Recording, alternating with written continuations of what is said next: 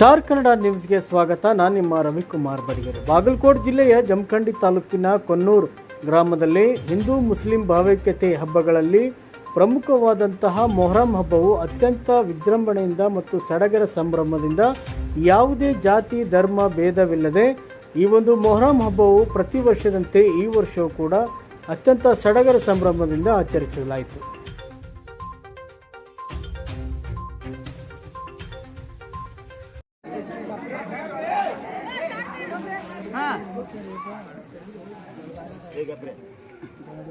ಮುಂಗಾರಿ ಹೋತ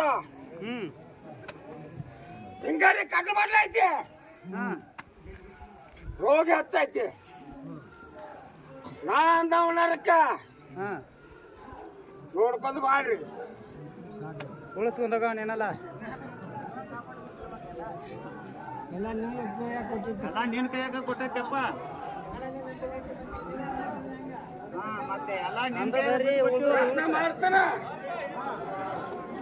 ವೀರ ಹುಸೇನಿ ಹೌದಾ ಅನ್ನೋದು ನಿಮ್ಮ ಮಕ್ಕಳಿಗೆ ಮುಳಿಸ್ಬೇಕು. ಸೊತ್ತು ಹೋಗುತ್ತಾನೆ, ಹೋಗಿ ಬರ್ತಾರ. ಅಪ್ಪಡಿ